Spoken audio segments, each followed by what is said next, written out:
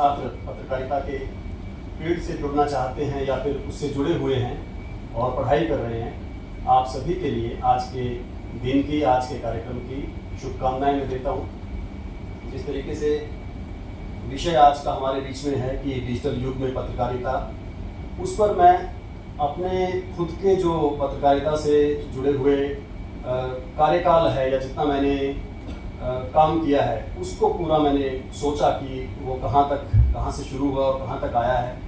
आज से ठीक 20 साल पहले यही अप्रैल मई का वक्त था 2004 में, जब स्वर्गीय अटल बिहारी वाजपेयी जी की सरकार का कार्यकाल खत्म हो रहा था और लोकसभा के चुनाव हो रहे थे, जैसे कि अब देश में चल रहे हैं। बिल्कुल इसी तरीके से अप्रैल मई 2004 में लोकसभा के चुनाव देश में हो रहे थे और उस वक्त मैं दिल्ली में दूरदर्शन केंद्र में अपनी इंटर्नशिप कर रहा था। उससे जस्ट पहले मैंने दिल्ली में YMCA से अपने पत्रकारिता का कोर्स पूरा किया था और मुझे ध्यान है 1 अप्रैल से और 31 मई तक 2 महीने की मेरी इंटर्नशिप दूरदर्शन केंद्र में थी और वहाँ से मैंने पहला एक्सपोजर जो मीडिया का लिया था, उसकी यादें, उस वक्त का काम करने का तरीका मैं याद करता हूँ और आज के दौर की पत्रकारिता को देखता हूँ तो जो आपके सामने सब्जेक्ट है वो पूरा उसके अंदर कंप्लीट हो जाता है। उसका मैं आपको उदाहरण दूँ, जो स्टूडेंट हैं जो आज के टाइम की जर्नलिज्म देख रहे हैं, एक ही उदाहरण के साथ वो बात आप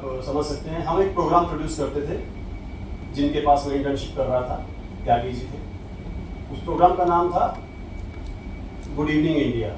वो हफ्ते में 5 दिन आता था शाम को 5 बजे और उन 5 दिन में से एक दिन के प्रोड्यूसर वो थे। एक दिन का शो उनको हफ्ते में बनाना होता था और उनके पास 5-6 लोगों की टीम थी और 2-3 मेरे जैसे इंटर्न थे, तो कोई 7-8 लोग मिलके एक घंटे का प्रोग्राम एक हफ्ते में एक बार बनाते थे। और उसके लिए प्रक्रिया क्या रहती थी कि सबसे पहले शुक्रवार को कार्यक्रम उनका जाता था, तो सोमवार को पहले बैठकर उसके विषयों पर चर्चा होती थी, टॉपिक बनते थे। फिर उसकी शाम के वक्त होते होते फाइल बनाकर वो भेजते थे अपने सीनियर के पास। तो मंगलवार को वहाँ से अप्रूव होके आती थी या कुछ करेक्शन के साथ आती थी। उसके बाद फिर शेड्यूल बनाते थे कि उसके लिए क्या क्या चाहिए, क्या क्या करना है, कहाँ से वीडियो आएंगे, कहाँ पर जाकर शूट करना है, या फिर कौन स्क्रिप्ट लिखेगा, कैसा कौन गेस्ट चाहिए उसके लिए।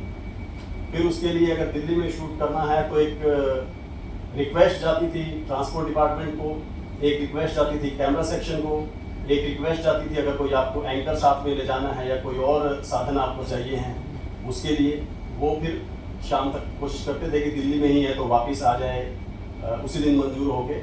और इस तरीके से अलग अलग दिन मिला के, तो आप स्टेप समझिए इसके अंदर कितने ज़्यादा हैं। और उसके अंदर इतनी बड़ी टेप रहती थी, इतनी बड़ी टेप में रिकॉर्ड करते थे और वो लाकर एक जो एडिटिंग सेक्शन है वहाँ पर पूरा दिन माथापच्ची चलती थी। उसके बाद कहीं शुक्रवार को 5 बजे टेलीकास्ट होना है तो 4 बजे तक भी भाग दौड़ चल रही होती थी कि ये रह गया, ये रह गया, ये ठीक से नहीं हुआ, इसकी ड्यूरेशन कम हो गई, इसकी ड्यूरेशन ज़्यादा हो गई, प्रोग्राम लंबा हो रहा है, छोटा हो रहा है, ये चीज़ें हो रही है। तो आप जानिए कि 8-10 लोग जो कि अच्छी पूरी सरकारी सेवा में हैं, सारे संसाधन उनको उपलब्ध हैं, वो मिलकर एक हफ्ते में एक कंटेंट बना पाते थे।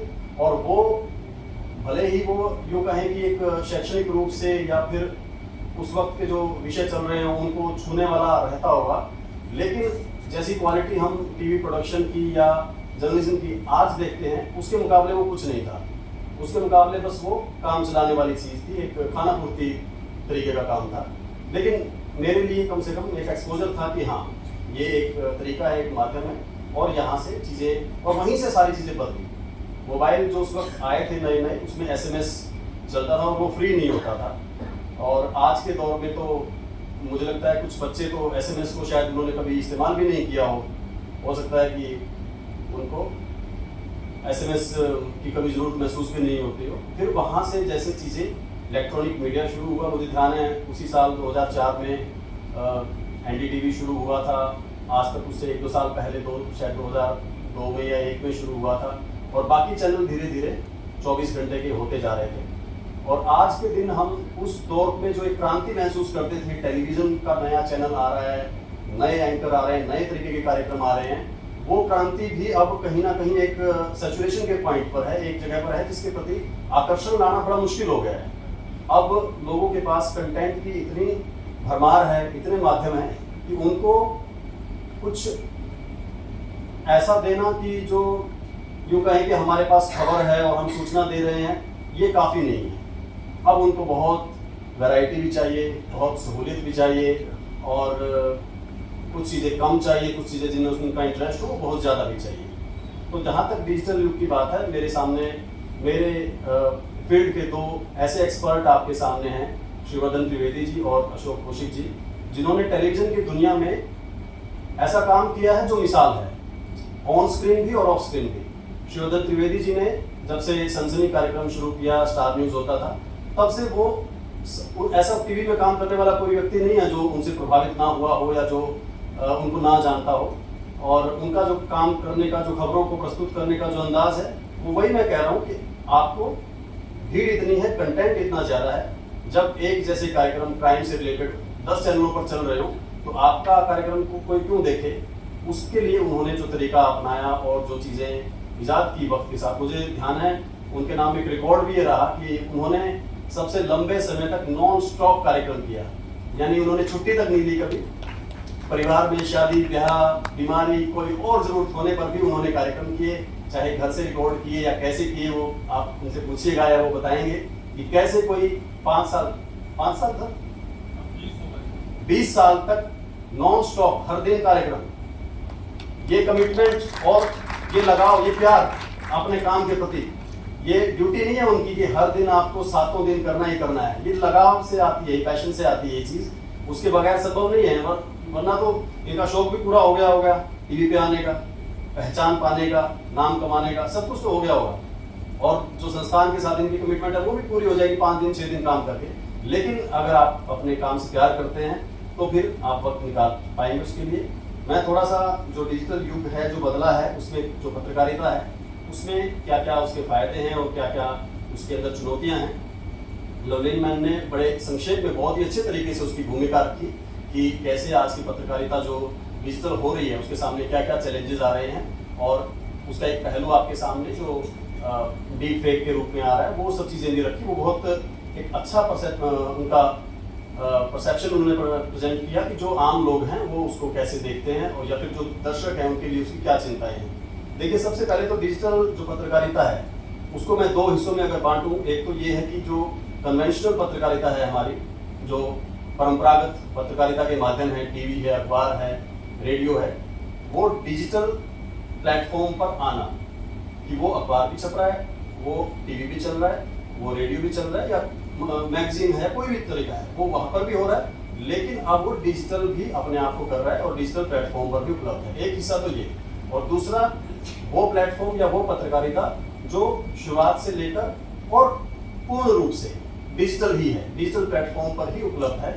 वो उन्होंने जो हमारा पारंपरिक माध्यम है उसको नहीं छुआ है, सीधे वहीं पर है।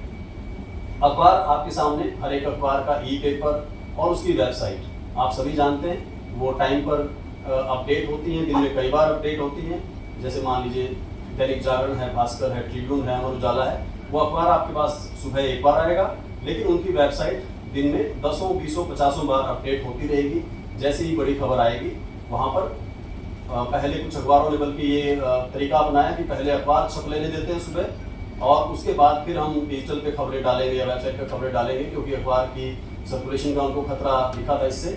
लेकिन अब सभी लोग इससे पीछे हट गए हैं और सभी ने खबरें, आज की खबर है तो आज के दिन ही अपडेट उसको ऑनलाइन करते हैं और अखबार में वो बाद में छपती रहती है। इसी तरीके से टीवी का माध्यम है, पहले सिर्फ टीवी आपको केबल के माध्यम से और डीटीएच के माध्यम से दिखता था, लेकिन अब आप टीवी को लाइव यूट्यूब पर भी या उनकी खुद का जो प्लेटफॉर्म हो उस पर भी, और उसके बाद में छोटे छोटे चंक, अगर एक बुलेटिन है या एक न्यूज़ है उसके 2 मिनट के, 5 मिनट के, 30 सेकंड के, अब तो शॉर्ट्स भी बनाने लगे हैं, रील्स भी बनाने लगे हैं टीवी चैनल अपने कार्यक्रमों को और पॉपुलर करने के लिए और बढ़ाने के लिए। ये उनका डिजिटल रूप है। और तीसरा, चाहे रेडियो हो या मैगजीन्स हो, उनके सबके आपको ऑनलाइन प्लेटफॉर्म पर उनके संस्करण दिखते हैं। तो ये एक पहलू है। दूसरा पहलू है वो पत्रकारिता जो पूर्ण रूप से डिजिटल ही है, जिसमें कई वेबसाइट्स हैं, कई यूट्यूब प्लेटफॉर्म्स आपके सामने बड़े लोकप्रिय हैं। ऐसे हैं कि जो लोग टीवी में काम किया 10 साल, 20 साल, 30 साल और वहाँ पर इतनी कामयाबी नहीं हासिल की भी, लेकिन जब अपना प्लेटफॉर्म स्टार्ट किया तो वहाँ पर उनको और ज़्यादा रिस्पॉन्स मिला, और ज़्यादा उनको लोकप्रियता मिली और ज़्यादा आज़ादी मिली काम करने की। ये यूट्यूब पे है और साथ में अलग प्लेटफॉर्म भी है, चाहे वो द ललन टॉक हो, द प्रिंट हो, द वायर हो, और कई प्लेटफॉर्म ऐसे हैं जो पूर्ण रूप से डिजिटल हैं और वो सिर्फ डिजिटल प्लेटफॉर्म पर ही काम करते हैं। इसके अंदर जो सबसे बड़ी ताकत है इस मीडियम की, वो है फास्ट इंफॉर्मेशन। आप सूचनाओं को बहुत जल्दी और तुरंत अपने जो आपके दर्शक हैं या पाठक हैं उन तक पहुंचा सकते हैं। अगर अभी कोई घटना घटी, आपके पास उसकी कंफर्म इंफॉर्मेशन है, सूचना है, वीडियो है या फोटो है, तो आप अगले 1 मिनट में या 2 मिनट में, 5 मिनट में उसको अपने जो व्यूअर हैं, जो फॉलोअर हैं आपके, उन तक पहुंचा सकते हैं। ये इसकी एक ताकत है। हालांकि इसका एक दूसरा पहलू भी है जो थोड़ा इसकी कमजोरी भी बनता है, कभी कभी गलती भी होती है इसकी वजह से।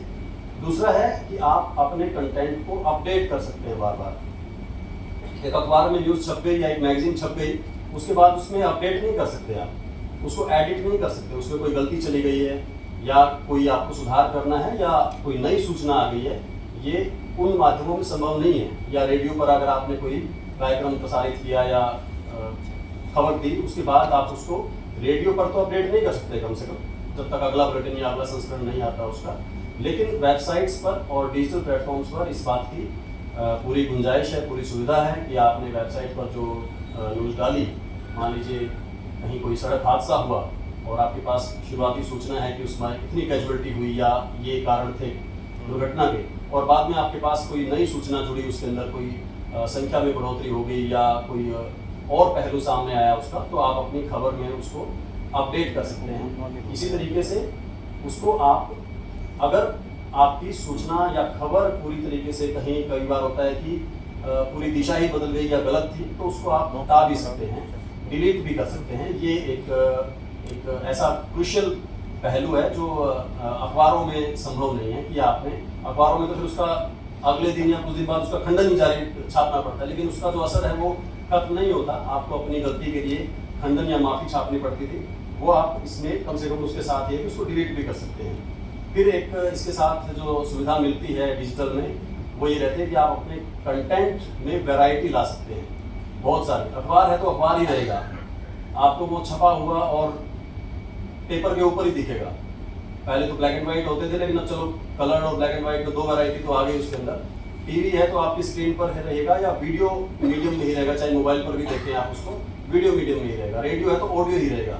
लेकिन डिजिटल पत्रकारिता अगर आप करेंगे और उसके अंदर एक्सप्लोर करेंगे, तो आप सारी चीज़ों को मिक्स कर सकते हैं। कुछ इंटरनेशनल प्लेटफॉर्म हैं जिन्होंने इस एक्सपेरिमेंट में आगे हैं, थोड़ा सा उन्होंने शुरुआत की है कि आप वेबसाइट पर एक खबर देखते हैं, वेबसाइट पर खबर देख रहे हैं, उसके बीच में आपको फोटो दिखना एक आम बात है कि आपको बीच में उससे रिलेटेड फोटो दिख जाती है।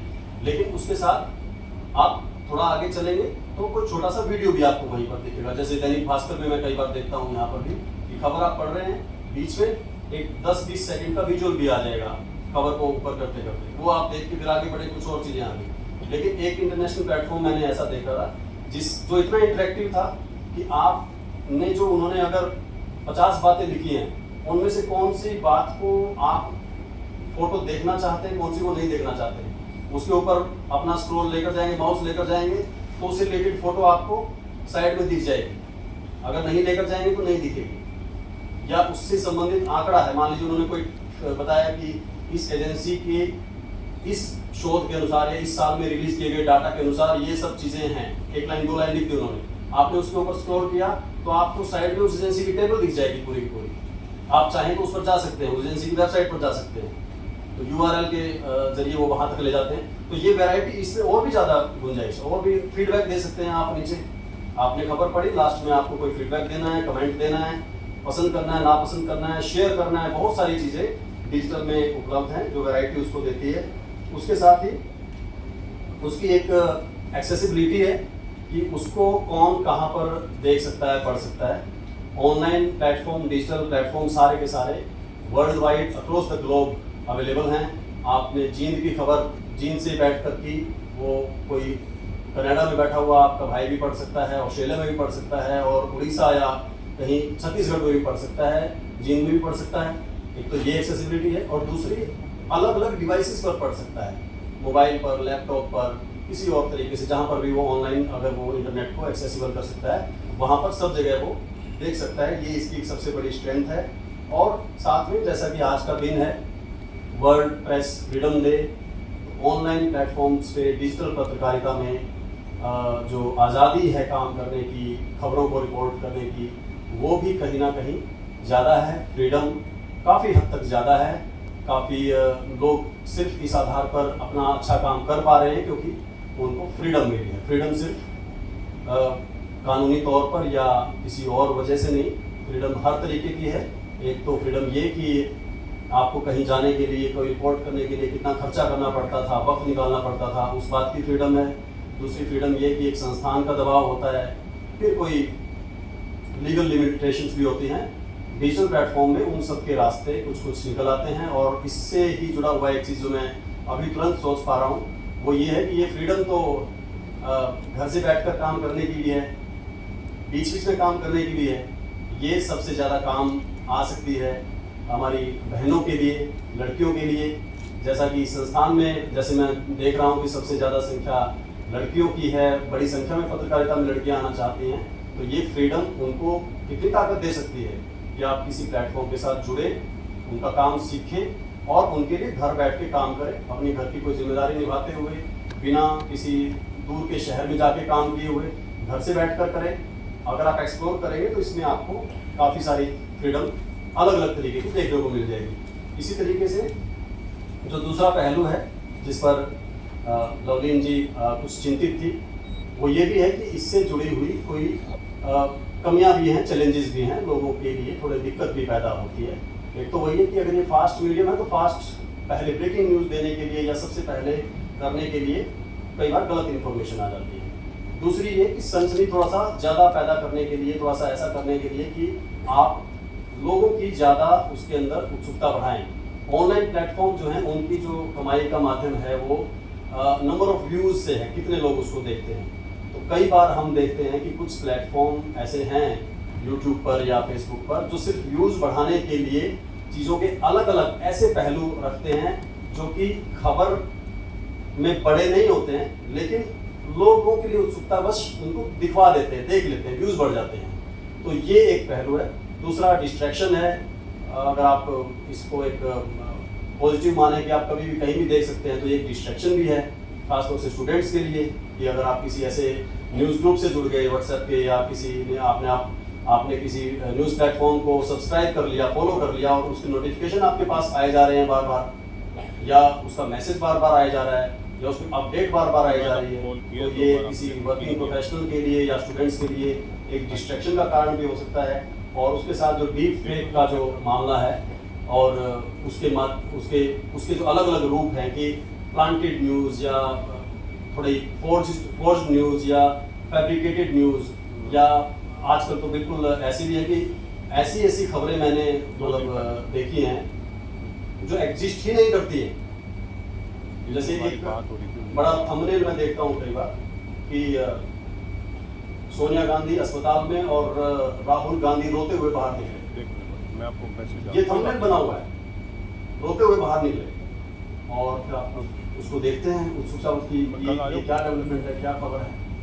अब उसके अंदर कंटेंट ये है ही नहीं, कंटेंट तो पता नहीं कुछ और है, क्या है। या रोते हुए बाहर कहीं और से निकले थे, अस्पताल में वो हैं, रोते हुए क्या पार्टी कार्यालय से निकले हो, या लगा हो किसी देखने वाले ने कहा कि एक व्यक्ति ने बताया कि हाँ उनकी आंखें नम थी, पता नहीं कब, 6 महीने पहले, साल पहले, 2 साल पहले, लेकिन वो चल रहा है, उसके व्यूज़ बढ़ते जा रहे हैं, यूट्यूब पे उसके व्यूज़ बढ़ते जा रहे हैं ऐसी खबरों के। तो ये एक अलग अलग इसके चैलेंजेस हैं जिनसे मुझे लगता है कि जो अच्छी पत्रकारिता करेंगे वो इनसे भी थोड़ा सा इसको निजात दिलाएंगे या इसमें सुधार करेंगे। बाकी जो और पहलू हैं इससे जुड़े हुए वो आप जब इस पर काम करने के लिए उतरेंगे तो ज़रूर आपके सामने आएंगे और आप उनको एक्सप्लोर भी करेंगे। जैसे मुझे अभी आते टाइम वाइस चांसलर साहब ने बताया कि एक छात्र जो आपके बीच का है वो डिपार्टमेंट के अंदर ही, यूनिवर्सिटी के अंदर ही फोटोग्राफी का काम साथ साथ कर लेता है और दूसरे कामों में सहयोग करते हैं। उसी तरीके से आप जो बाकी स्टूडेंट हैं, मैं मानता हूँ कि कोई प्लेटफॉर्म ढूंढ के, कोई अपनी रुचि के अनुसार किसी प्लेटफॉर्म के साथ जुड़ सकते हैं, यूनिवर्सिटी की वेबसाइट के साथ, डिस्ट्रिक्ट एडमिनिस्ट्रेशन के साथ किसी रूप में, या जो यहाँ आपके ज़िले में पत्रकार हैं उनके साथ किसी रूप में, ताकि आपको फर्स्ट हैंड इन्फॉर्मेशन मिले, फर्स्ट हैंड आपको उसका एक्सपीरियंस मिले, जो चीज़ों को आप समझ सकते हैं वो चीज़ें आएँ। बाकी जो डिजिटल पत्रकारिता है वो भविष्य है, ये इसमें कोई शक नहीं है।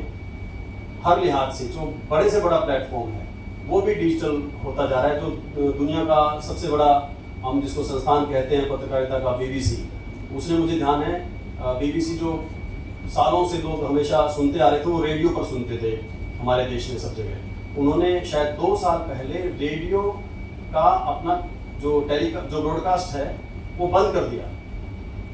अब भारत में रेडियो पर BBC सुनाई नहीं देता है, सिर्फ वेबसाइट है उनकी। तो और ऐसे संस्थान जो बहुत ज़्यादा स्ट्रॉन्ग होते हैं, बहुत ज़्यादा इंस्टीट्यूशनली स्ट्रॉन्ग होते हैं, वो ऐसा चेंज बहुत देर से अडॉप्ट करते हैं। उनके अंदर ऐसा बदलाव आने में बहुत वक्त लगता है। तो आप मान लीजिए अगर BBC ने भी इस चेंज को अडॉप्ट कर लिया है तो फिर इसका रास्ता नहीं है। अब तो हर चीज़ जो है वो डिजिटल ही होनी है, प्लेटफॉर्म्स। और मैं एक यूनिवर्सिटी का देख रहा था कल, जैसे हम देखते हैं कि वेबसाइट देखते हैं यूनिवर्सिटी की, या कोई ऐप भी होती है कई बार, लेकिन एक यूनिवर्सिटी ने अपने पूरे कैंपस का जो व्यू है, जो मैप है, वो सारा का सारा एक जगह एक ऐप पर लगा रखा है। उसमें आप उसको बढ़ाते जाइए, आगे करते जाइए। ये नहीं कि आपको अलग अलग फोटोज देखनी है, आप जहाँ जिस डिपार्टमेंट में जाना चाहें उसके अंदर जाते जाते उस डिपार्टमेंट में चले जाइए। थोड़ा बहुत जैसे गेम्स खेलते हैं, वीडियो गेम जो लोग बच्चे खेलते हैं, कि आप वीडियो गेम में अपनी मर्जी से आगे चले गए, पीछे आ गए, दाएं मुड़ गए, बाएं मुड़ गए, वैसे आप यूनिवर्सिटी कैंपस के अंदर लेफ्ट जाइए, राइट जाइए, ऑडिटोरियम देखिए, डिपार्टमेंट में जाइए, फ्लोर चढ़ जाइए, फर्स्ट फ्लोर, सेकंड फ्लोर, उसके अंदर आपको स्टेयर्स चढ़ती हुई दिखेंगी। आप ऊपर जा रहे हैं, मुड़ गए, ऊपर चले गए। तो कितना ज़्यादा डिजिटल के अंदर गुंजाइश है काम करने की, ये मतलब बहुत बड़ी बात है। और हमारे संस्थान उसके लिए तैयार करें अपने बच्चों को, और बच्चों के अंदर ऐसी समझ कम से कम पैदा हो कि इतनी गुंजाइश है। ये मैं चाहूँगा कि हमारे डिपार्टमेंट भी इन पर थोड़ा सा काम करें। एक चीज़ मैं पिछली बार भी जब आया था कि बच्चे जब 3 साल ग्रेजुएशन में या 2 साल मास्टर डिग्री में लगाते हैं तो बहुत सारा एकेडमिक पाठ्यक्रम अपना पढ़ते रहते हैं, और उसके साथ कुछ थोड़ी सी बातें, कभी कभी कोई प्रोजेक्ट बना लिया या कुछ कर लिया पत्रकारिता से जुड़ा हुआ, लेकिन उन सारी चीज़ों का बेस है लिखना और टाइपिंग। आपको टाइपिंग हिंदी की और इंग्लिश की दोनों अपने कोर्स के दौरान ही आ जानी चाहिए, क्योंकि उसका जो पहला पड़ाव है आपका संस्थान से निकलते ही, वो है आपकी इंटर्नशिप या एक शुरुआती जॉब ट्रेनिंग के तौर पे। वहाँ पर अगर आपको टाइपिंग आती है तो आपके चांस एकदम से, मैं कह रहा हूँ 50% के उससे ज़्यादा बढ़ जाते हैं। आप अशोक कौशिक जी से भी पूछिएगा और त्रिवेदी जी भी इसमें बात बता देंगे। अगर इनके सामने 10 बच्चे आते हैं इंटर्नशिप के लिए या जॉब के लिए, और उनमें से किसी एक को, 2 को कहते हैं कि मुझे अभी बैठाओ, मैं अभी टाइपिंग करके देता हूँ आपको, एकदम से इनकी उसके साथ जुड़ाव होता है कि हाँ ये तो कल से या परसों से काम भी स्टार्ट कर देगा। ये आप इस मौके को मत चूकिए। जो तकनीकी पहलू हैं पत्रकारिता के वो भी सीखिए, लेकिन जो बेसिक है लिखना, अच्छा लिखना, और उसके साथ उसको लिखना कंप्यूटर पर लिखना, वो आप कोर्स के दौरान ही कर लीजिए। आप सभी को मेरी फिर से एक बार बहुत बहुत शुभकामनाएं आज के दिन की, और ऐसे अवसर आपके यहाँ और होते रहें। इस हिसाब से मैं आग्रह करूंगा कि वो ऐसे कार्यक्रम आयोजन जरूर करते रहें, ताकि हम जैसे लोगों को आपके बीच में का मौका मिलता है। Thank you.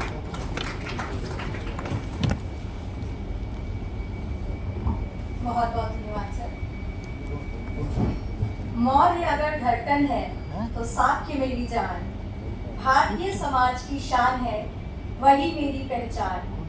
हम जिसको मानते हैं, जानते हैं, वह सम्राट अशोक महान, जिनके नाम मात्र से रग रग में जोश भर जाता है। उनकी उद्घोष की परिकल्पना से बहुत परे हैं हम, और ये हमारा सौभाग्य है चौधरी रणवीर सिंह यूनिवर्सिटी का कि आज हम उनको रूबरू इस मंच से सुनते हैं। साथ ही साथ मैं बताना चाहती हूँ कि सर को बेस्ट प्रोड्यूसर अवार्ड संसदीय शो 2024 में सम्मानित किया गया है। जी हाँ, मैं किसी और की बात नहीं कर रही हूँ, मैं अशोक कौशिक सर को बुलाना चाहती हूँ, कार्यक्रम निर्माता ABP न्यूज़।